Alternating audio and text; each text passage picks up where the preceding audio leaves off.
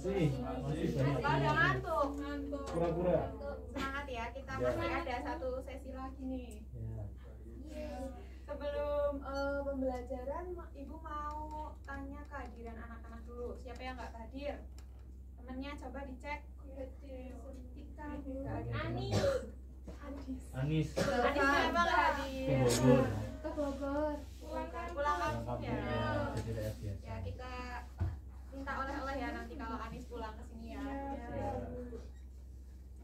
Baik, ada yang tahu nggak sekarang kita mau belajar tentang apa, materi apa? Apa ya? Ya, peluang tentang suatu kejadian. Pada minggu lalu kita udah belajar tentang konsep dasar peluang. Nah, ada yang masih ingat nggak? Rumus untuk mencari peluang itu apa? N upper NS dengan NA-nya itu apa? Banyaknya. Kalau NS-nya? Satu. Banyaknya? Nah, untuk tujuan pembelajaran pada siang ini yaitu melalui model pembelajaran problem based learning berbantuan LKS, siswa diharapkan dapat yang pertama mendefinisikan konsep peluang suatu kejadian dengan tepat. Yang kedua, menentukan nilai peluang suatu kejadian dari suatu percobaan dengan tepat. Dan yang ketiga, menyelesaikan permasalahan yang berkaitan dengan peluang kejadian dari suatu percobaan dengan tepat. Nah, kita ingat kembali ya, apa sih yang dimaksud dengan percobaan, ruang sampel, dan kejadian atau peristiwa? Siapa yang mau mengingat? Oke, Mbak Salva, silakan. Percobaan adalah suatu proses hasil dari suatu kejadian bergantung pada kesempatan. Kalau untuk ruang sampel itu himpunan dari semua hasil yang mungkin dari suatu percobaan. Kalau untuk kejadian merupakan himpunan bagian dari ruang sampel. Ya, coba kita cek ya. Benar ya, percobaan itu dapat didefinisikan sebagai suatu proses dengan hasil dari suatu kejadian bergantung pada kesempatan. Nah, ketika percobaan diulangi, hasil-hasil yang diperoleh itu nanti tidak selalu sama. Nah, untuk ruang sampel itu adalah himpunan dari semua hasil yang mungkin dari suatu percobaan. Sedangkan untuk kejadian atau peristiwa itu bisa didefinisikan sebagai himpunan bagian dari ruang sampel. Nah, tadi kan kita model pembelajarannya itu problem based learning ya. Nah, di sini Ibu punya suatu masalah. Nanti kita pecahkan sama-sama ya. Nah, coba dibaca. Siapa yang mau membaca? Ada. Ya, Anin. Ayo yang keras, Anin. Pada suatu permainan shoot the box, terdapat 2 buah dadu dilempar secara bersama-sama untuk mendapatkan total angka yang nantinya akan disusun berdasarkan angka-angka yang terdapat pada kepingan angka. Rudi berkeinginan memenangkan permainan sehingga dia memiliki strategi dengan menghitung kemungkinan dadu yang akan dilempar berjumlah 9 atau 10. Coba bantu Rudi menghitung peluangnya. Ya, oke. Coba ya kita bantu Rudi untuk menghitung peluangnya. Yang diketahui apa aja? Ada dua buah dadu yang dilempar secara bersama-sama. Nah, Rudi ini akan menghitung kemungkinan dadu yang akan dilempar itu berjumlah 9 atau 10. Nah, kita misalkan peluang munculnya mata dadu berjumlah 9 itu sebagai A dan peluang munculnya mata dadu berjumlah 10 sebagai B.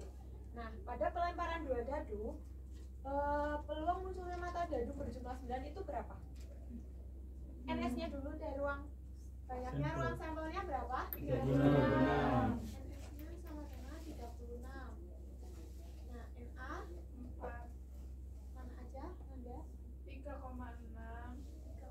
4,5, 5,4 sama 6,3. Ya, benar. Ada 4. NB tadi peluang muncul mata dadu 10 berjumlah 10 ada berapa? 3, yaitu 4,5 dan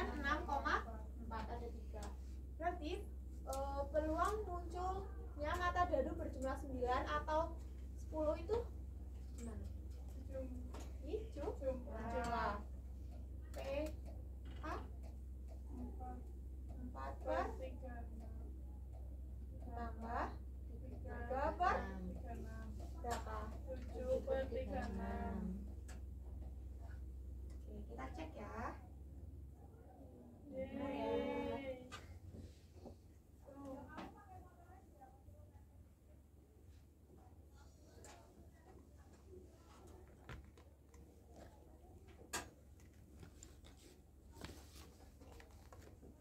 Baik, untuk kasus yang kedua ini gambar apa anak-anak? Koin. Koin, ya uang ya. Nah, 2 buah koin dilempar secara bersama-sama 1 kali. Tentukan peluang muncul angka pertama pada lemparan yang kedua. Nah, kalau koin dilempar, kan ada 2 koin, dilempar 1 kali. MS-nya jadi berapa? Peluang hasil yang mungkin ada, kan ada angka gambar A dan gambar. Jadi ada 4 kemungkinan. Itu baru lemparannya 1 kali ya. Kalau 2 kali berarti berapa? NS-nya 4 kali. Kan pertama 4 kali, yang kedua 4 kali, berarti 16.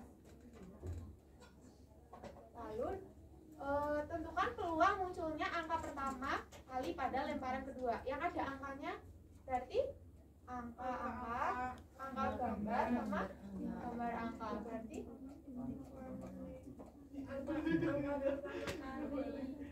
kan koinnya sama, nggak tahu koin 1 atau koin 2. Ini yang ada angkanya, berarti ada 3. Berarti peluangnya 3 apa?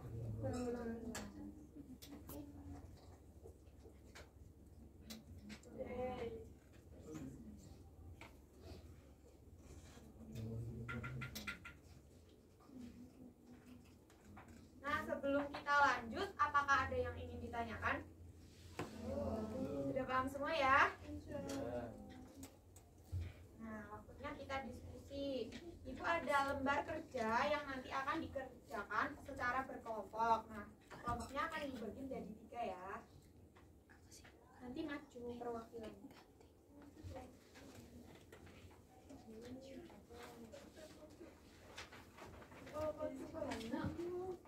Waktunya berapa menit nih kira-kira? 30 menit, oke. Sudah selesai ya? Sudah. Ada yang susah nggak? Oke, ayo perwakilan kelompoknya maju untuk mempresentasikan hasil diskusinya. Lea. Semangat juga ya. Amalia. Iya Pak Rus.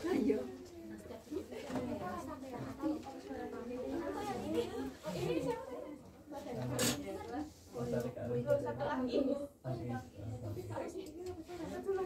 Loh, satu lagi siapa? Ayo Pak Ika. Gua nonton siang.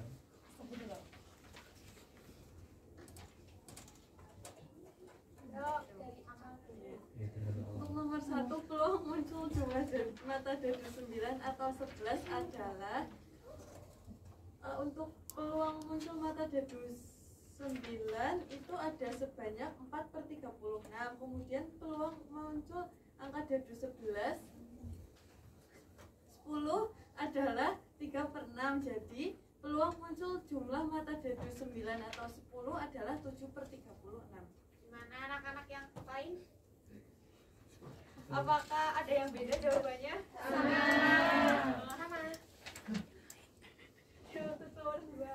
Yang kedua, peluang muncul jumlah mata dadu kurang dari 5.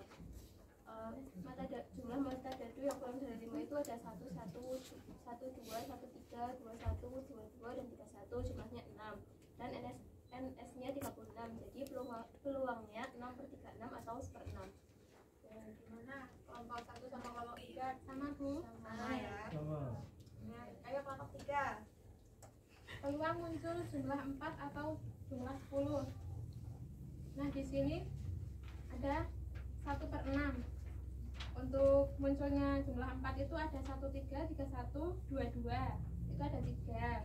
Terus peluang muncul jumlah 10 itu ada 3. Jadi hasilnya itu ada 1/6. Oke, benar ya. Beri tepuk tangan untuk teman-teman kalian.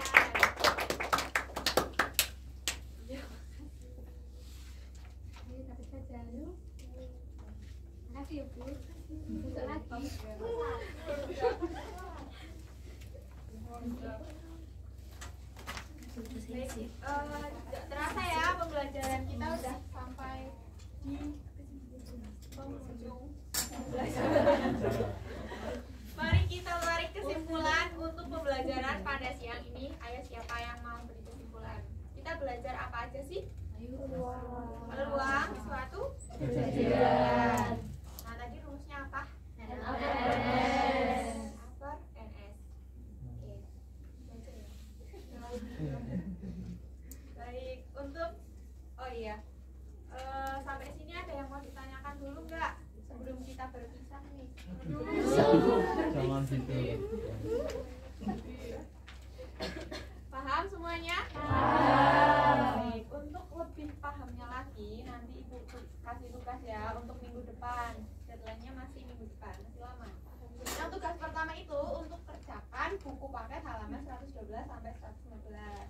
Kalau tugas pertama sudah selesai, kalian lanjut ke tugas yang kedua, yaitu mempelajari materi tentang peluang kejadian maksimum. Nah, ini ada sedikit motivasi ya sebelum menutup pembelajaran siang ini. Tidak ada kata terlambat untuk belajar, karena perubahan terjadi karena kita mau belajar. Jadi jangan lupa untuk Belajar.